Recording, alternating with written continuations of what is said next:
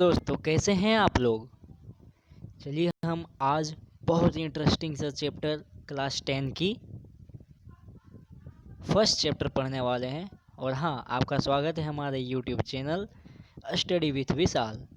तो दोस्तों, क्लास 10 की जो हम लोग विज्ञान की फर्स्ट चैप्टर पढ़ने वाले हैं, उसका जो फर्स्ट चैप्टर का नाम है उसका नाम है आपका रासायनिक अभिक्रिया एवं समीकरण। रासायनिक अभिक्रिया एवं समीकरण। दोस्तों, इस चैप्टर में मैं आपको चैप्टर से रिलेटेड क्वेश्चन आंसर, उसकी डिफिनेशन एंड सब कुछ रिलेटेड, सब जितने भी इम्पोर्टेंट क्वेश्चन आने वाले हैं, जितने भी इम्पोर्टेंट डेफिनेशन है, सब कुछ मैं कराऊंगा। बस आपको ये वीडियो ज़्यादा देर की नहीं, 30 से 45 मिनट की होने वाली, या फिर उससे भी कम होगी। तब तक बिना स्किप किए हुए देखते रहना है। और हाँ, अगर पसंद लगे तो लाइक, कमेंट एंड शेयर ज़रूर करें। और हाँ दोस्तों, आपकी सपोर्ट की मुझे सबसे ज़्यादा ज़रूरत है। प्लीज़ प्लीज़ मेरे इस चैनल को सब्सक्राइब करना बिल्कुल ना। ये आज का बहुत सा इम्पोर्टेंट एंड बहुत, इससे 6 मार्क्स का पूछा जाता है एग्जाम में। चलिए शुरू करते हैं। रासायनिक समीकरण, रासायनिक अभिक्रिया एवं समीकरण। ठीक है दोस्तों, तो चलिए शुरू करते हैं।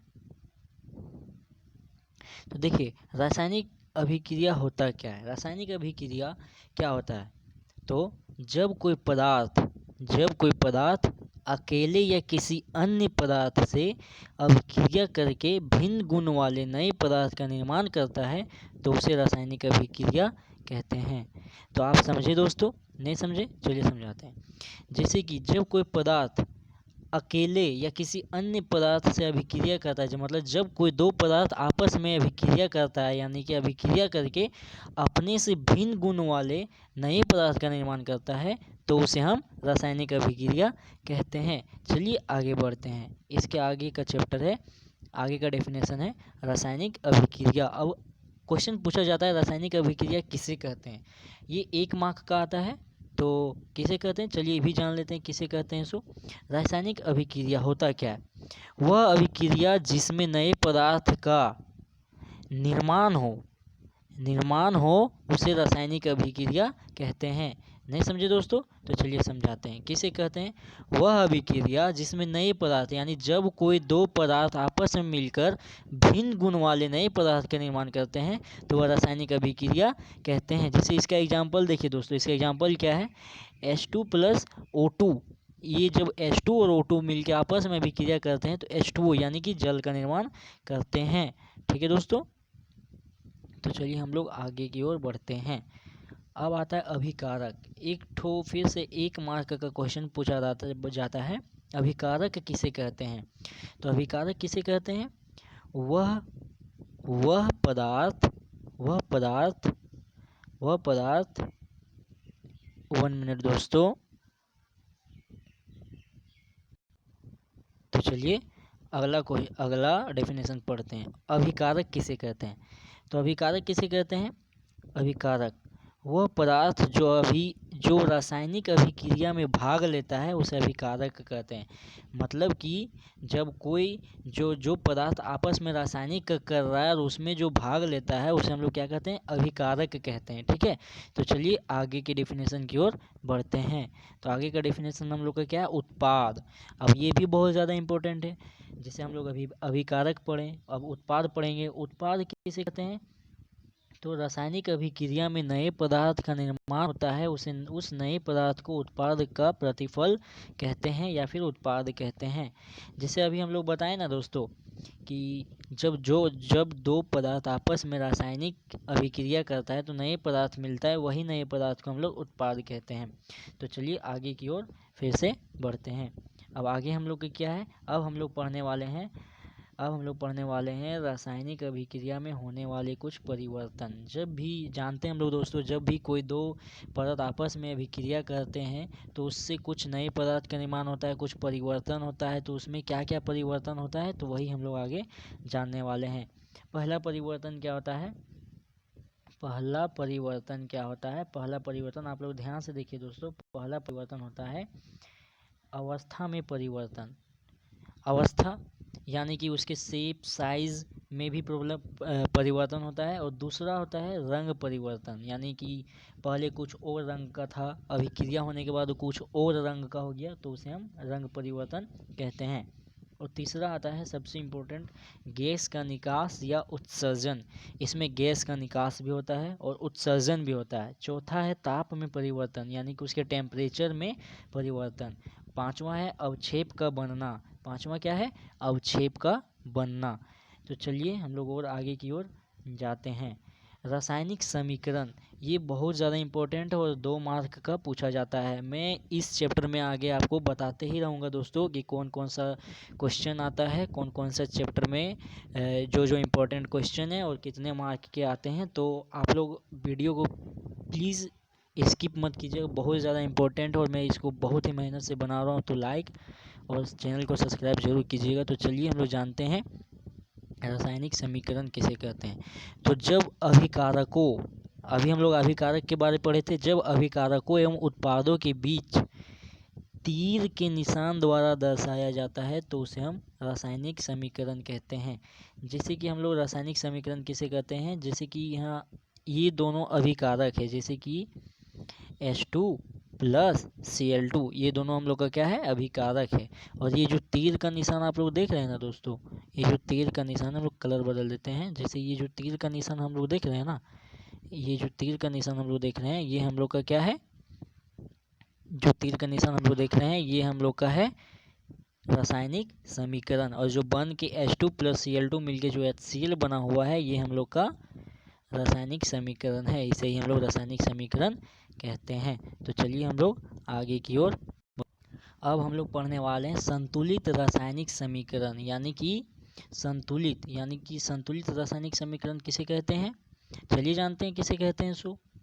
संतुलित रासायनिक समीकरण वह रासायनिक समीकरण जिसके दोनों ओर तत्वों की परमाणु संख्या समान हो, तो उस समीकरण को संतुलित समीकरण कहते हैं।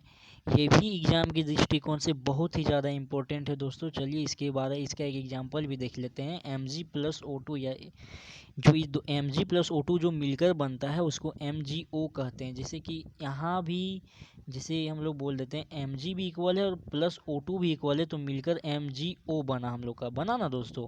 तो इसे ही हम लोग क्या कहते हैं?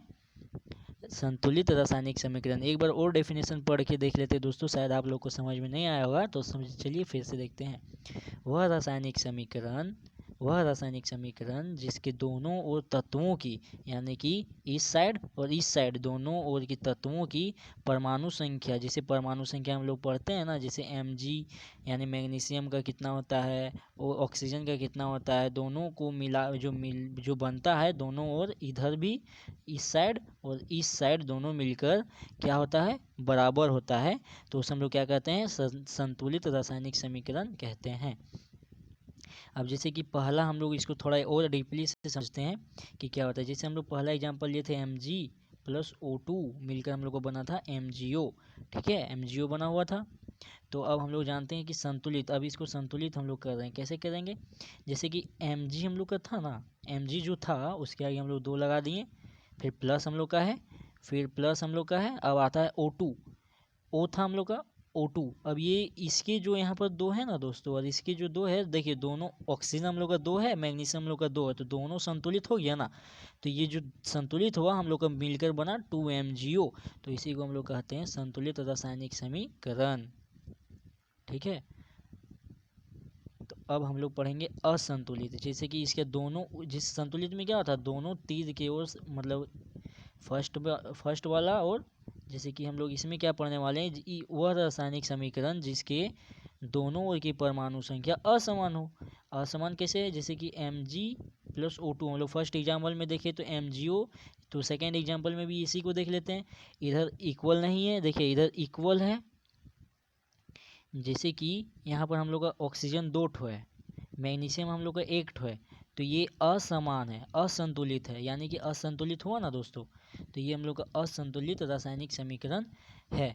जैसे कि एक और क्वेश्चन पूछा जाता है हम लोग का में, हम लोग में क्या सबका पूछा जाता है कि बहुत ज़्यादा इम्पोर्टेंट और बहुत ही ज़्यादा इम्पोर्टेंट क्वेश्चन है जो हर बार ये 3 नंबर का पूछता है एग्ज़ाम में।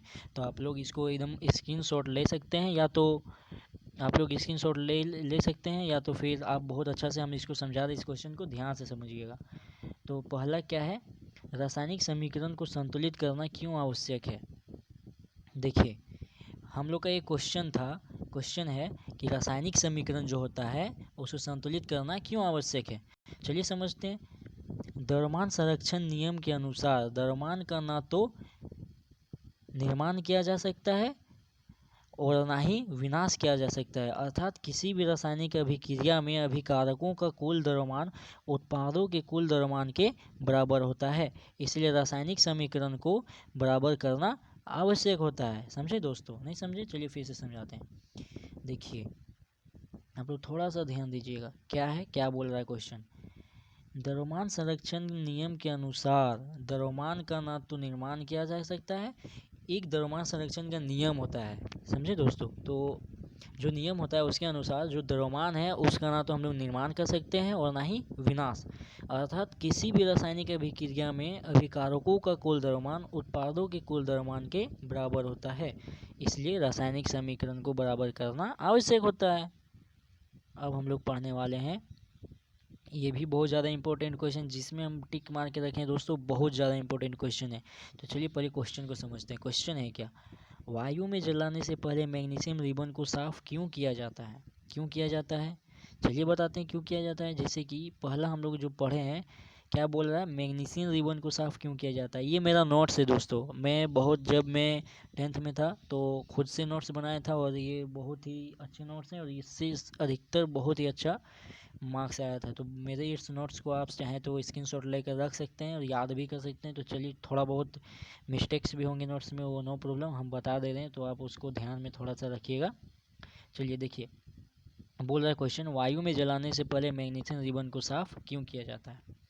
मैग्नीशियम रिबन यानी कि जो मैग्नीशियम से बना होता है, वो जो रिबन होता है वो क्यों साफ़ किया जाता है। मैग्नीशियम रिबन में ऑक्साइड की परत जमी होती है या फिर जम जाती है। अगर हम उसको कुछ देर के लिए रख देते हैं या फिर बहुत दिनों तक उसको साफ़ नहीं करते हैं तो उसके ऊपर कुछ परत जम जाती है, इसलिए इन्हें कई वायु में जलाने से पहले साफ़ किया जाता है। बहुत ही इंपॉर्टेंट था और ईजी था, आप लिख सकते हैं, समझ गए होंगे। तो ये चलिए एक बार और डेफिनेशन कर लेते हैं।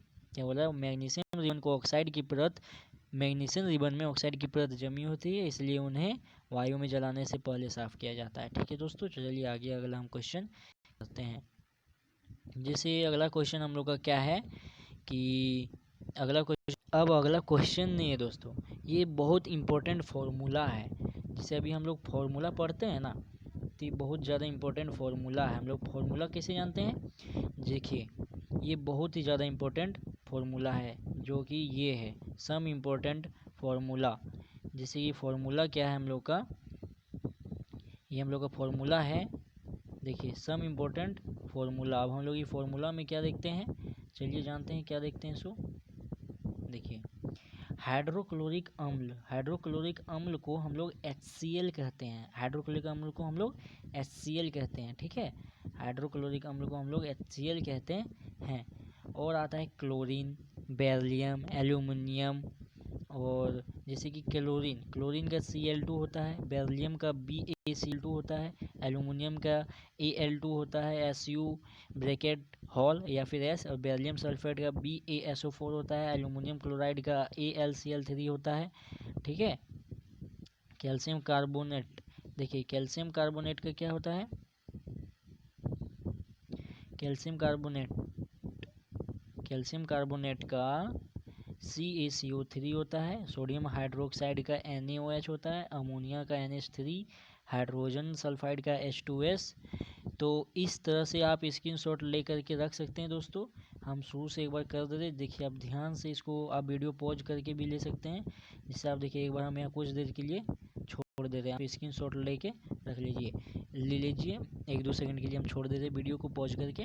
आप इसका स्क्रीनशॉट ले लीजिए। आपको सबसे पहले यहाँ तक का लेना है, यहाँ तक का आप यहाँ तक ले लीजिए, उसके बाद से फिर हम आगे करते हैं। चलिए हम आगे कर रहे हैं दोस्तों, ठीक है। वीडियो पॉज करके आप ले लीजिए, बहुत ज़्यादा इंपॉर्टेंट है। फिर उसके बाद आप यहाँ तक का ले लीजिए, यहाँ तक का, उसके बाद फिर आगे हम करेंगे। फिर आते हैं हम अपने मेन क्वेश्चन की तरफ, रासायनिक अभिक्रिया के प्रकार। अब हम लोग पढ़ेंगे रासायनिक अभिक्रिया के प्रकार, जो कि बहुत ही ज़्यादा इम्पोर्टेंट है। तो चलिए हम लोग जानते हैं रासायनिक अभिक्रिया के प्रकार।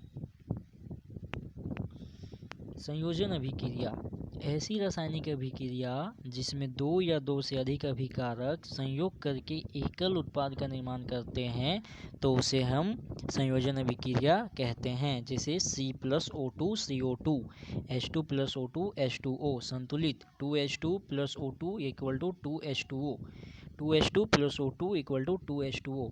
तो हम लोग संयोजन अभिक्रिया क्या होता है?